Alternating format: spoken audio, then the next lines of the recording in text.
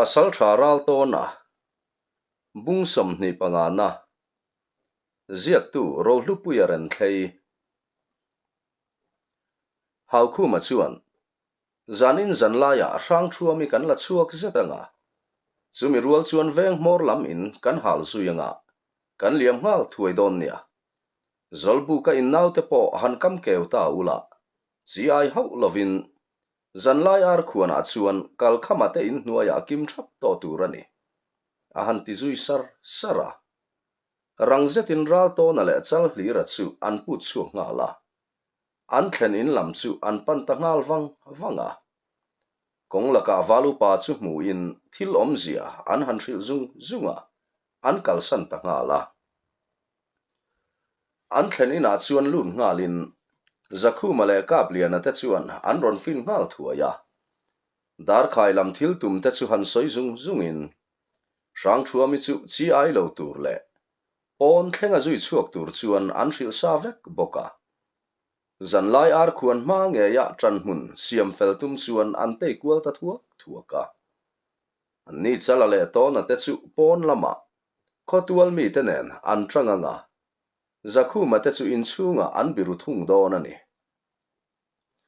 ral to na te chu valu pa mu tumin munzo pasal tha khublian ate in lama chuan an liam zui ngala chuna po midang ho ma dewa alo chu awangin omdan tur engkim chu an han hrila an kalsan zui ta ngala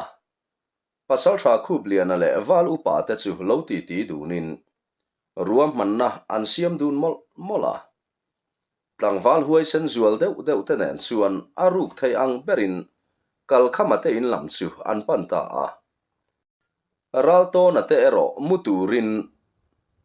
zolbuk lam an pan thunga ruam manna fel tak nen mun an rem ta hlomani hau khu manau te po chu munzo tlangwal te du sang na puan vom khom nen chuan an muta hloma zanlai ar khuan ma deuh chuan dar khai tlangwal ho chu an tho thama an man ruwa te chu dap khomin zun ram thiar ni om tak chuan zolbu ka chuan an lut chuak hloma an chevel chu ral to na te chuan an mu mai hau lo khua chu thim deuh viu ma se an ni tan zong hai rual ni ngal lo chuan muam da zet an nga wang nu chuan ral to na te chu an che chuak ve ta munzo tlangwal then khat chuan an zui ngal zata thom dim le fim khur tak chungin kal khamate in lam chu an panta a tran mun turan ruat sa chuan an thu fel man zot tia in chung lama chuan thomaron omta ka du lo min tharo ka pasal fanau te kianga thi po ka du zok ti thoma lo chuaka aka kha ngoro ti ri chuan a zui zata pon lama chuan an ron in hnuk chuak ta hlok mai chuti lai chuan ral to na ma thing khon phena chuan meilung ai no track chaka meya alta nai set sota tang chuan mi pakhat mei cher nun tumakun ka chu atu khuma silai chuan a han chutlut maya chumi rual deuh tho chuan thim tham zinga tang chuan tuma che to su mite nom ho tiri ron chuak thaka chal hlira o nge yani zamna chete ma anei hau lo ti ao ka chuak ka tang chuan a chiang kher mai midoi ze berte ang maya thim thama tanga han in vau mai chu angam fa chuan ka fanu ka hruai kirna kong hilo dal ta cheu ti ri pasal tha hau ku ma o nge mai chu alo chuak ta chung dar khai kho ho chu tuala tang chuan kai trena tol chovin rang thuami chu hau khu ma chuan ama a da in pen nan a mang zuya an ma a akoi te chu silai le feitin ko in an ding boka pasal tha khublian a chu lo tong chuakin pen khat po in hnung tol le ni chuan tu ma damin in chuak hau lovang aron ti ta cher mai le henu hi athima saber nge yang pen khat po in miron nai hau su tin hau khu ma chuan a han awa chutia kai trena tanga sum hun a chuan kai don lai tak chuan pasal tha hau khu ma tu khum chu ari bura ni khoshelovin atlu zui ta du mai che thotumin la om chevem zakhu ma chu na han ti bal bala se mai nga man om hau lo chu ti lai tak chuan mei cher eng thafaran mai nen chuna chu in chunga tangin aron pen chuak ta mei cherin a en ne boka a hual tulamin an hual ne kher bok nen dar khai tlangwal te chuan che thore ngan tum ngam lo an zinga pakhatero chuan asilai a han lekko da ka a lekko man ma chuan lungtum aron thlok ri fuwa a chu pa chal chu adeng dot mai le atlutur a inven na lama chu pa chuan kai tren ban chu man thelin a thal chiang kher mai zan thim arsieng ye wokara chuan atluri rum maya then om khoveng ho po an har zova an ron lor truam maya zolbuk riak tlangwal hovin mei chernen an ron pan me boka hau khu ma chuan akoto pa an tang ti hria in tlan chua theidan kong dapin a han hnung tol lea silai dot vot rai main atukhum aron so chil dat mai chuti lai mek chuan pasal tha khup lian a chuan in ral thuam da ula in pero u chuti ani lo zongin tu ma hi nung damin in chuak hau lovang a han ti fiak thaka hau khu manaw te chuan hre mel zet hian an ral thuam te chu leya chuan an thlau ta hloma atukhuma nor chil tu silai chuan ataksa ati zamer mer hian hau khu ma chuan a hria kai tren thlang lama zuan thlak thei dan tur mel chung chuan atol seta voile khata sang thua mi chu malama nam budorin kun zok chungin thlang lama chuan azuang thata zok maile zakhuma silai chu apuak man hau lo heng ho hi lo phuar hlomula silai met puak su ti tuar pa in ral to na chu adok chuak zoka hau khu ma zuan na lama chuan liam puatin an thlang nim bukara chuan an rita bor maya tlang sam bukara zuang lut hau khu ma chuan amaron bo tu chu nam son tumin thapuya han thongia la mani maya zolbuk nam tluk tum ang mai ni hian a hria a bo tu chuan a bo ne in a hrom bet ne kher boka a che hlei theilo chu ni e chal hlira chuan to na chu pui thua in hau khu ma chu an phi tho lopa tual zol lam chu an pan pui ta nga la midang po chu phuar hlomin an lo mut nga hloma mi pui pung khom chuan chil mai an hre hau lo ti an mela alang reng mai hun reilo te emo an buai ti lain kho chak kol chu alo eng ual to a an buai nek chung khan hun alo kal chak hle nge ni reivak lo an in nor buai amoti lain hun alo liam dua mai hau khu ma chu atha na kher mai thin urkhur hlok chung hian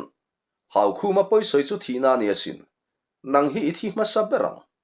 ti in ral to na chu a han ko kur hloka i theya thu le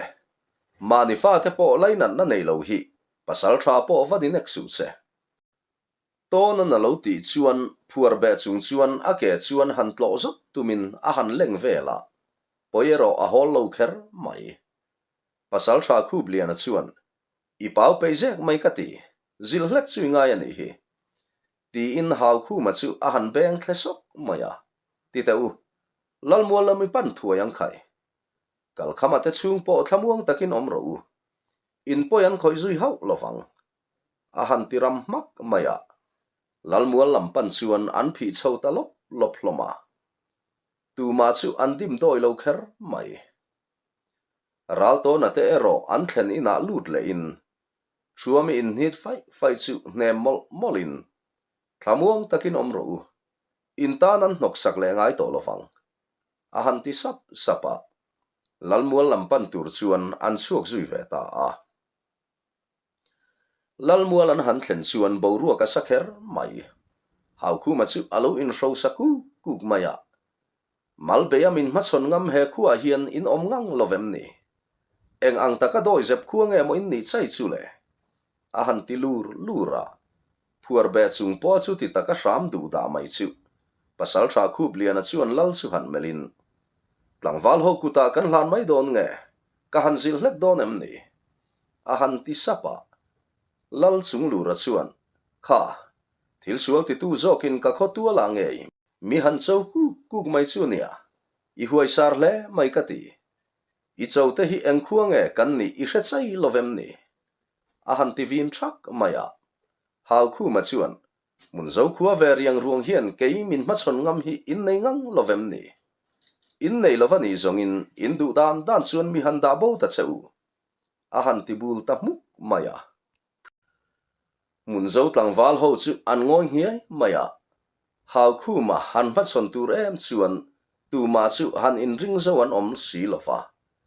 tlom thla kan ti in then khat phei chu za luat wangin an sen tron maya chu ti lai tak mai chuan an hnung lama tang chuan a tu chunge mo chu ti taka huai sara han in tho saku ku mai chu le he khuwa hi idu anga I chin le tur le I hnuai chia turem ni ngai idu ani zongin lo chuak ta che a chem pui ngai kha han pe to ti pa hian chuna chuan tlangwal ho chu aron keu sota pasal tha hau khu ma taka chuan aron ting ta sia mai le hau khu man chuna an muzet chu anui hian anui ta uar mai le naupang nang aya beitlak deuh ik tur he khuwa hian anei na nge nun man turi langa ve nen hun thai nei lai hian in thiar filim rang mai ro a han ti treng chua ya ralto na le chal hli rate do thei nei na thlin ta lo mi pui ma chuan pen chuakin ralto na chuan I pau rei ta lua e eng ang taka pasal tharo thap le thei nge mo ini chai chu le dam hi ning to shim ni mo kha lo in ring ro le chuna lo kiang to ti na chem pui phorin mua la chuan apen lut po ka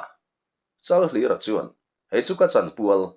ti in ralto na chu a han nek son no maya zakhu male kabliana po an om mai hau lo chem tum hu min be chak jok ni om shim chuan ma chon tu ni tum chuan an in chu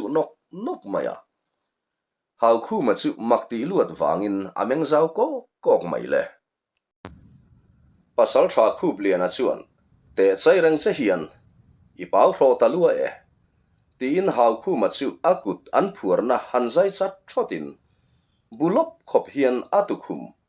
silai ko ma an chut na chuan a han nam sok maya atukhum chuan atur ut mai nen muala chuan atlu khului maya ama chuan chempui han the thla thakin chal hlira chuan aron pan ngal zata I kam tam le rolen angin ni mewe mo chu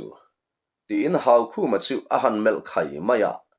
hau khu ma chuan chempui chu charin nau cha hai thiturin in peiro ti tuar pa chuan a chempui chu a han vai chuak fur maya le chal hlira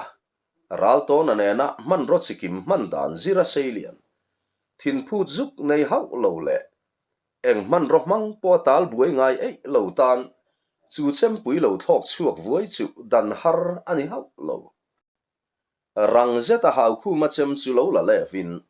chiang zet hian anak thola chuan a chem mor chuna han tai laka a khing pui pa che rang lutuk le chem pui vilik ne so lutuk chuan hau khu maril ru chu ati buai kher mai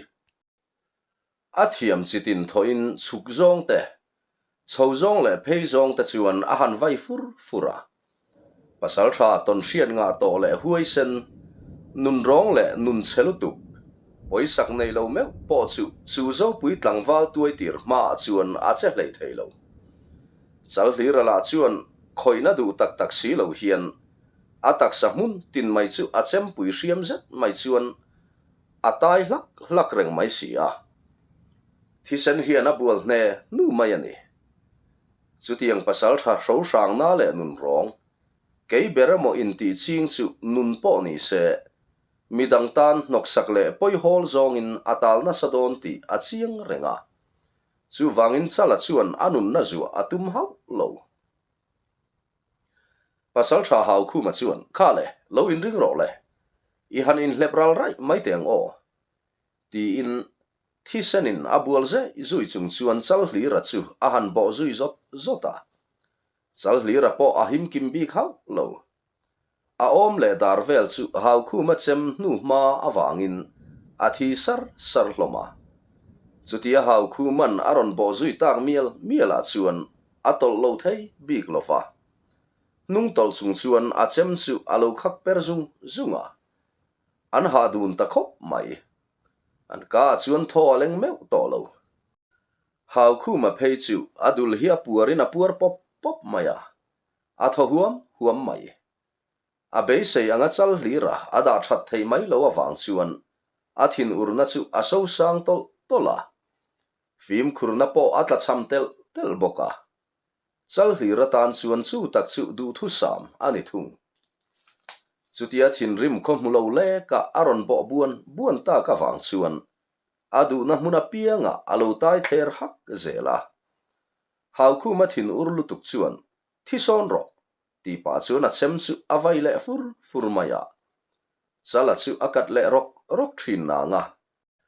ala in veng thei ram zela ralto na chuan lompa hanzo felto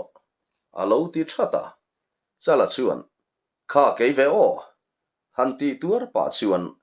a chem chu in ven nan ni lo a na dik tak thok tur chuan a han vai chuak vele ta nga la hau khu ma po ading chot mai chutia a han ding hlek chu chala chu in herin rang zeta vir mop chung chuan hau khu ma ngong bul thuta chuan a han vai ngeng maya hau khu ma chuan a chemin alo dang takna adang kim seng talo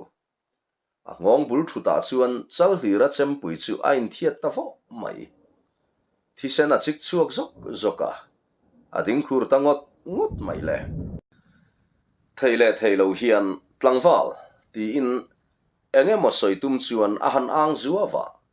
a ka tang chuan thisen a ron chuak ta bor maya chala chuan a chem pho in rangzet hian a han vai kual popa hau khu malu chu a uai ta no mai atlu ta tual mai le mi pui chu an thum deuh huka tu ma chu in dang tur chuang om heksu dar khai mi kual te chu an han in thel fel me chuan lalmuala chuan an tluhlom der hlom maya nun na nei mel re ngan om talo mun zo lal chu a han ding chuak luaya mi pui chuan re ngal du mai lal chung lura chuan ole heti takamin han chung tlang mai chu an phu to kan hmu ani tlangwal te u lungpu khama vanam liam to an ni ho wangin kan nun phunga khai lak hau tura ni lo zo pui tlangwal te u in chunga kan lo me mani seilen na khua ang maya he khota na in che dan hi kan hil hau long kan lo don son dan chewero ngai dam kan dil non mole a han tinem thua ma mun zo tlangwal te po chuan ralto na te che dan le nun dan an hutanual mai an ta na nok saka an om lo ziate midang te tran pui na tur ani phot chuan an nun chan po an huam ziate an mu chian ema wangin khotual mi ang mai chuan an thlir hloma ni tan po mun zo khua zet chu khonuam le cham reng mai chak om achang zo ta a u khua hruiduk chunga kut leka mei thai le chen na in nei lowa mitam tak siama in din thar le nga ya siam tu abul tum tu te ngei chu a kho chan him tu le veng him tu an ni ta si lal chung lura tan zong zo pui pasal tha te chu eng tik ni ama a ngil to ngai don si lo chunamol chuan mun zo khua chu nuama ti te pasal tha khup liana fanu sai thangi chu abir tlut maya ralto na te po in an sezol chu atop hiani pera achang chuan zakhu male kap liana te chuan an zui ru zau fo thina chun pachanga thing phur tura an chuak dun chu an chang ol lova chunala nula te ngai na tur tinga om dan a thiam shrep veinen sai thangi munzo nula mel tha an soi zinga mi ngei la ka po akong tuya thlau zau chu ni der maya zakhu male kabliana te chuan han bi zui fo thin tak ma se shelo om hian an om mia ta mai thina an run to katlingin an om khom deuh to chuan an in elle phat thin chunala chuan an run tur tok le ka tong han che athiam hle mai sia zuila an in zui tok na ro e dar khai pasal tha hau khu male a koi te an me mi ni atanga ni aliam le nu chuan ralto na te po in munzo khua chu chua san zai an rel ta atu maya chuak tur chuan an in ruwa mana tuna chuan kalkhama po ama in chung dung le kot kaya te chuan du ina te vel thei to anan na po alang meu talo an chung kwa po an hlimin tuna chuan an tan hlau thon tur le ven thon tur omin alang talo bok nen ven khat chuan an veng tange maya chuti rual chuan a ei tura tur pol tu chu aram chua puite ngei an ni ringin riat chua ngei chu atum ru khop maya achunga ril ru chetak putu te chu nuam sataka omtir atum bi khau lo ngai damte an dil ani zongin chu ero thusan ani sia an mi khual tlangwal te chunga chuan lom thu asoi o lova anu pui fanau te nen chuan mual eng an mu ve theidon ta ni anga in ahlim veng maya ahlim na chu eng nen ma thleng phal rual ani lo munzo khua tang chuan hrui duk lam pan lova lungbial khua zan hni khat aria sial kai khua cham deuh chu anril ru kania ral to na chuan amumang bok chu a han ngai tu chuak lea chu chuan angai atinuam lo thar hle maya apu te po pal lova sial kai khua pan mop mai chu aril ruwa alian et mai ahlim chonga la dar khai pasal tha te che dana wangin an che chuak thei talo khania munzo lal chungluran ral to na chulung bial lal tupa ani ti a hriat ta ka phei chuan chamri tur chuan a chel na sangiang renga ma se an thang rei tak ma wangin cham thei ni in an in hre to lo nen atuk maya sial kai lam pan chu an ti tu tange nge a chumi zan chuan lal ina rei moi tok thu in an ti luama ral to na chuan lal chunglu ra chu mel wangin lalpa moi lo kan thu zo lo vani enge modil che kan du hle mai a han ti chuak phong maya lal chuan khai enge ni min dilin han du chu ni ngai ka pek thei zong cheu ani ngai chuan pek ngai cheu ka du ani in chunga kan lom zia ti lan nan po enge motal chu hon tir chu ka du zunia a han ti sova ral to na chuan ngoi te lalpa ke ni hne na zong zan riak bu fai te min pai pon thei hlau chuan chu bak mamo dang kan nei hau lo a han ti sapa lal pek chuan a khai mo tona chungte in dil chiam ni ngai kan fai rel belami khatai anu zan sari tlatur zet kha han bok sakto a han ti ngal zata tona chuan lalpa chu mai chu ala ni hau lo khu i hre to tho na nga kan thlenin pa kalkhama khu ram wachal zet mai ani nge ya khatia a han bor som ta ka le na renga tho thei tak lova khan anu pui fanau te nena chuan chama om ai chuan ti in asilai khabu hum thleng nan a hmang ta khania tuna hei a han ni khua chole ta ka chuan Isabel berte singa mi ani chole mai kan be se ya dar khai pasal tha te silai enge mo ber kha atan min phal sak thei da lo mo ti in kan han tra o top mai che ni a han ti sapa lal chung lu ra chu angoi tarau rau mai le a upa te chu a han mel kuala a tong to don lo we mo ti hnu a chuan chu ti vel kual te hrep chuan ka khua le tuite mang ang le chuan chamin an lo omani mo aram chua puite khan an ram chua na lama eng huaye mo ber poya khoi ni khan an soi nge tak khamole kha wanga tu tlo po lo le ngai ven lo talo kha an ni nge mai taka ngoi te u ke hi lal zong ka ni nge taka ka khua le tuite hi kalo va han chian lo in kalo va ngai sak lo em vemo ke ber hi ngai dam ngai le ngai dam dila che chua ngai ka ni hi in zara he khu hian kong dik azo zel nge yang tlangau pa kalkhama chu helai mun hi aron thleng thei te re ngemo zuk hruai to valu pa le pasal tha khu bliana han hruai bokla a han ti zui zata tlangau pa po avir chuak rangkher mai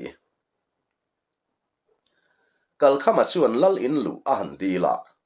rual deuh thaw chuan tlang au pa le aval upa luaya te khup liana te chu an ron thleng chil nga la in kil toile in thlahung dek hian kal khama chu ral to na bula chuan thu in enge ni ta lalpa keite lul mi han ko le a han tinem dia ya a mela chuan nuama ti lovin lau thon na ina khat ti a hriat reng maya lal chung lura chu han tho chuak thurin an khum pui lam chu apana alo chua le chuan hau khu ma silai le fungki nge mai chu aron lek chuak vu a kal khama han mel chung chuan ente kal kham hei hi ita tur ani e zo pui tlang wal te kuta hlan kan tum zet na nga hei hi nang ma ta tur nge ani e uluk takin vongla sale ral ma mun zo kho chan nan te thang chua nan te mang nge yang che hei kan pasal tha le wal upa te ka upa te le zo pui tlang wal te hi hriat pui tu an ni hi ti in kal khama kuta chuan a han me bel chot chota kal khama lom lutuk chuan tong cha zai re nga rel lo mei na en phak lo a thu chung chuan a khap per sak sak mai han in ti pachang in lalpa kalome a man na tur dik taka ka mang nge yang kal khama chuan a han ti sapa a soyang chuan a mang nge yang ti a o ka chuan a ti chiang le thu dang soi to lovin zanriak bu fai nen lal in chu ral to na ta chuan an chua santa a an thlenin te tlo lova hon chu thil ti mi ni in an hrelova kal khama chu an zui ho ta nga la in chung an han lut chu kal khama chuan thei zong ni se han cham le ta hlang ula thatur nin hi khat te aliam le chuan in nung zui ram chu ate po ka thei ve ngei to do na sin mo in zara ka nei le phak po karin lo silai thazet mai te ka han hum le theiania kalom na hi soifia thiam ka wachak tak em ti sap sapin ral to na te kianga sapela chua chu achak thu asoi nawa chal hlir chuan i han dam ma na nga mun zo pasal tha chuan vor ini nge yang eng tingnia emozong zo pui khuat lo in min laron pal nge yang che i taksa po adam choze langa he khuwa nge hian thang chua pa ni in lal sabar tu ber lo ni molang che ti in du sakna a han hlan zuya rang thua mi mel po tu na chuan anung sar maya ati ti siam renga eng huna po munzo khua in ron pal le ani zongin hei hi in tan ma ni in ang renga in chen na tur ani e a han ti sau sawa ral to na chuan ni e hei arang lamin kan ron lang le lovang ti po soi the ani love ti in aip te pui chu a han siam rema a chung chu han dap rokin thi fang pani nal tak mai le tle hliu mai chu phorin hei hi kan in hriat reng na thil pek kan in u naw na ti ngat zual tu ata nei lawang cheu ti in thua mi chu a me bel chota zolbuk lam kan pan ta nge tia in mang tha in an chuak zui ta a ralto na teliam hnu chuan thua mi chuan a thil hum chu mei enga a han en chianga a meng zau ko mai le tai te apa han en vete kan tlangwal te thil pek hi ke ni run ne na in moi mewang mo avaro puite lul em tina phul hlut maya annu pa chuan ngun fe hian an thlir du na nalanti in afim tliang hlar mai ta chu thlir nin har antikher mai an han or chin vela engtik khotika ma mi zinga or chuang ngam don lo ma se an ngai hlu in ro puyan tikher mai puan themin uluk taka funin thul monga chuan an data than maya chu thul chu kang mai le ral la ka po ngun le zualin an ve nge yang le uwanan athlir renganga eng tiknia emozong tu ma mit mei veng hau lovin gut ni wang tha po an la or chu ngam ma na le zinga leilunga lang de tia chuan ral to na te chu tho thamin an man rua te chu an han khoma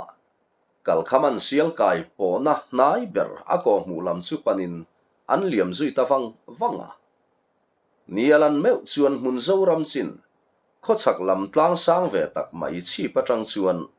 mun zo kho lam chu an han thlir vanga mei khu chiai chu an thil mu thei om chun ani maya chuna chuan ngun fe hian a han thlir vanga kir le chak mel hi mu thein a mela chuan a lang hial mai zakhu ma pek chuan kan taksa zong in tlang chip a chuan na nga kan ril ru le suang tu na ta chu hnung zong in a pe nang tak duaya a han ti zo maya chuna chu ain per tho ta thak mai le zakhu mala malam tlang liam lam panin atlam thuaya oi tlana chuan anin trak maya an nui zui ang tlora an thian ten ron thlen meu chuan pum doma tho loi chung hian an lo nui tlora an thin lung chung ril ber chu a hlim te chu tlang bul thut an pel fel tho bo chin an han lut chu chulai luang hmuna chuan luang zik no tlan zong rual hi an lo tla sap maya ral to na pek chuan khayo silai tho hau lovin I han teang kal kong chome atan pani khat chu kan man mial mai thei asin a han ti sapa an ip te le silai chu da in le ti thot pa chuan zong rual chu an han thu maya zong rual hlau le thabar phuna salutuk chu khek ruai chungin a then thinga an tlan lo na a then le ya an tlan zoi boka ral to na chuan lian thanel nol tak mai le tlan chu min thinga azuang kai tur han zuang chia chu amei toite a chuan manin a han phi thlat nok maya chu zong hlau lutuk chuan a hmaya hup trok maya a ngonga rek betin a bo bet zui mi a som tu in a som bet ne bok nen reilo te a azal ta tak maya an hanin au khom chuna chuan lian thokhat tak mai hi aron huk shota midang chuan an man ta chi alo ni mo kudruakin an ron kir hloma an zong man chu luite pan puin an pu asok soka tuk chuan an bol chil ta nga la nitlavan vua ya an kala kara zan khat an ria nu chuan chun pachanga tlang chip an chuang chuak hlol maya mualdung tan zong deuh hli ra an kalawang chuan mun zo le sial kai in kar khom saitlir khua le ram chu an paltlang fe mana ral khat hla deuh hleka chul ram ni om tak po chu fia takin an mutheya chulam pan chuan an pen chuak zui ta nga la kara buaina le harsan na an tok lo boka ral to na chuan mar huain amu mang chu angai tu a thui deuh ni mo zakhu mate chuan an le dor thina ram nuai pil ril le luidung kong mu mal om lo na mun ma ni se lui koi le tlang le mual te chu an bat liam zung mai ani tlai ni tlak rual deuh tho chuan chul ram chu an lut mana bu kung om da na tang chuan bu le bal an thar tam hle hian an ringa tham lo nai bera chuan in vom lutin tui le thing alo om vei a bok nen e an rel zui ta nga la zana chuan tui takin an ti mama chu thlo ma chu sial kai thlo ma ni nge in an ringa lama hlat tham mel hle in alang nge a chuna chu alunga leng viu ni hian alanga ralto na nge chuan lungai ma ta che kan damanga chapchar ol le na kan va hruai mai tur la ni a han ti zawa chuna la rol thar chuak zot chau ani veinen a melan han ena an nui le hak thina zan rei tak thlengin an tia an rile dar thina an ni tan zong ram re le zan rei ti re nga om theilo mut muna chuan ral to na chuan mun zo khua an om la ya amu mang bok chu angai tu le rau thina lian pari chuan rin om takin alo la nga kangem nge lalfa patlang sang mai tur te nen lim takin an om howanga ama chu hrelek lovin huna mang zong ni ang nge ni ya a ho san nu khan ruak lo zui ta in naw no pomin hun a mang zo kang o ti in angai tu wanga amu mang la chuan aril ru avil tat mai si a thian te an hnar tluk nu po chuan alameng kar maya angai tu na wak thui tak zetani hai zang an lu chua tum te an lal fanu lang te u nau te kha engtin om zel takang mo chal hiran en khan in sum zo lovin khati tak khan an thiam thai an chelek dun khan isia an ni thian dun hian chi an thla du lovang ti po soi har ni in chung thil te angai tu chua chuan akiai sak saka hriat lo karin alo ching sekaning chu kabliana te jing meinun thoma chuan a har hlola mut huna chuan han zimar arin phak chual chuan a thu chuak ve ngal zata tuk thuan an bar sok soka reichol khomuang lo chuan fe kong tum chu zo in an chuak zui ta a thoma kong chu abel thaboka reilo te a lo nai ber chu kal pelin an bu che khol na mun chek in tlar thluai te chu an kal pel voka an thleng thui zela sial kai ram chunga nge an om ti chiang takin an hre thei ta chun wang lai tak chuan kot chua lung do an thleng ta thut mun teremin vaibel an han trana thlifim dongin an thu chol ta wanga kho chung lam chu an han thira are deuh duk mai ni hian a hriata a kha tokin kho chunga chuan thom a han om le dur thin boka khuang choi an om ta zo kem ni don ti in beng an han chi deuh kar loma beng khatan zuk zo nu chuan kho chung panin an in chhir chuak ta nga la chal hlira chuan ma hruain veng mor an han thleng chu khuwa chu are hian are duk maya lalmual lama chuan thom aron rile huk thina in tin mai an kalpela piang mai chu thingfakin kongkhar te chu a in do khap zel maya chuti taka sial kai khuwa are mai chu makan ti kher mai zoi muang chuan khuwa an lut zela veng mong thler chho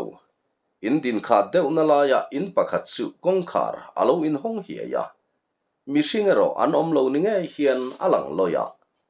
chuti lai tak chuan mi panau pang hi chotlang kenga lo chuakin kongkhar chu adole khapa mi khuala han mu thu ta wang chuan zakmel zeta sen apin chak zetin lalmual lama alim chho ta nga la to na te chuan an thlir wang mai zolbu kalpelin anin ngareng reng na mun khonbol upa rivunga te in lampan chuan an kal zela mishing po an muta phawa upa rivunga te in lan theina an han thleng chu matong chal hlira chu ading ta chat mai midangin athil thlir lai an han mu ve chuan adin chan chu an hre thiam ta upa rivunga tual zol zaw lai a chuan har me an khuk vut mai ti an han mu thei ta ral to na chu makti luat wangin a han meng zaw ko ka chuti lai chuan an lampan hian sial kai tlangwal ral to na te nen po a lo in zui hret to rala hi aron kala mualton tira chuan an ni ho chu an thu thap thunga rala chu lo hnai zelin ral to na te a han mu chuan aron pan thuaya khala nang ni ho ni rengin in ron in chir thleng chiam ni tin an kianga chuan thut mun a han rem sota chala zok chuan lo chonin hei enge thil thleng tangai kan thlen in berla han lungam na rual ni heksu a han ti phong maya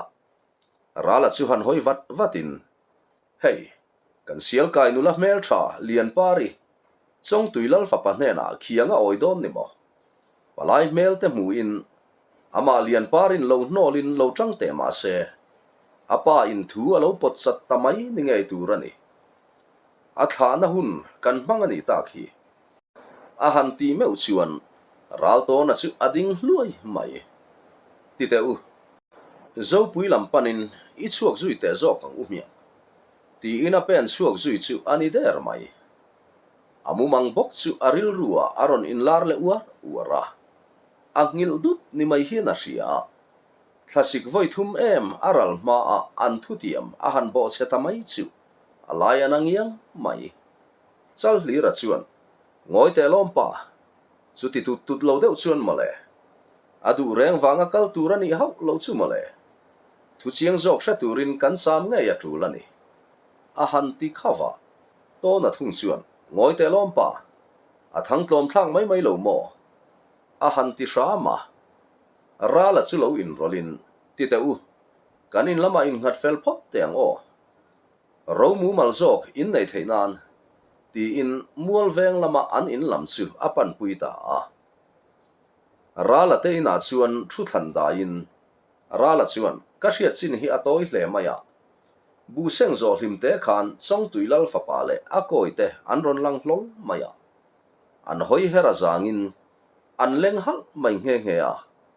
kan lal fa pa phe chuan atei hlei thei de lo chu ti chung chuan lian pari chu an rim zan tin maya eng tin e motak upa lai khu me so ati thiam riu maya ani ho chuan palai na an thok zui ta maya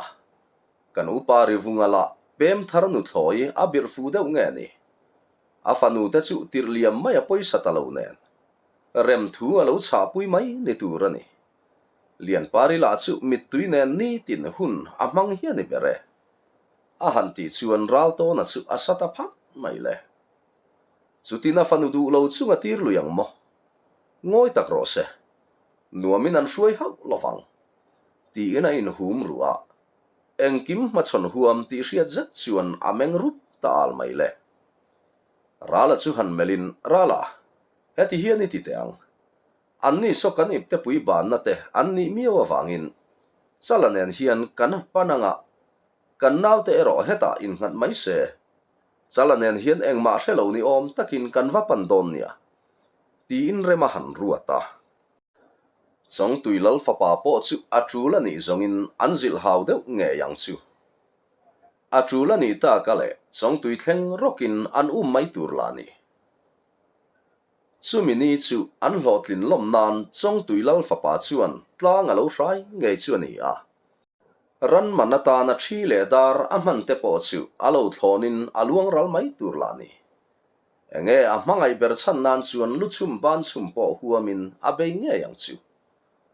atana ahun zong alo mang tak zetani zongin anin mu huna achiang nge yanga sumi ba kero abo ruakina hil zelang chu khuatlai zela sial kai mi pui ruai chokil zo po mani in lama antrin me zela ni kola aliam rual chuan ral to na te ho point rala te na chuan zanria an bar fel to a ni aliam fel nu chuan ral to na le chal hlira te chu in ak chuakin khon bol upa rivunga in lam chu chaw om zet hian an pan nak naka alo mutu apiang mai chuan ral to na te chu an thlir zui wanga then khat chuan an bezui luam bok enge mo soi chak soina khua ko chia si lo awanga lainat mel taka thlir zui wang la bolo lian pari nen anin mel du thula sial kai mimir hriat aningat mai si heti lai hian upari vungate ina chuan chong tuilal fa pa le akoi te lian pari ta chung kuale lal fa pa thang vungate ba ka chung khat laina to fual deuh tle ma zong an ti lai laya lian pari chu athin lunga na in anun chu azuai rai maya chong tuilal fa pa ngur lian chu intinai tu takhiana rivei ham renga lian pari chuan arun kher mai chutia an rik lar lai chuan pon lama tang chuan mi khwal min thleng theiem ti rian hreta a upari vunga chuan theite lu le loho to u ti na lo chom thuaya chala chuan ma hruain kong khar chu a han nor tola in chunga chuna pen lu ta chutia tlangwal lian thel thol tak mai ron in zui lu ta chu chong tuilal fa pa le akoi te chuan an mudu kher mai thim tham mei eng ri nuaya po ral to na chu akim tlang le ruang ama tang ringot po in haimol heklo rang zeta alam pana tlan chung hian lian pari chuan tona hanti that pa chuan a oma a bei chot maya upari vunga mai nilo chu in chunga om ho chu makti in an mengko hloma chong tuilal fa pa ngur lian a chuan lian pari chu pan thuain khai pari in thunun ta che hela khoilam khual nge ni ngai ti in lian pari chu han po son maya tum ngota ralto na chuna dara nget takin alo ku abetlat mai sia atum angina pot suak thei mai ta ha lo he khai zanin chu ka chiar lain khopui le trek ruwa vel ana sahle maya alo beng cheng viau mai o me a ngai thla ke ro ati bahla lo tura ngai la thange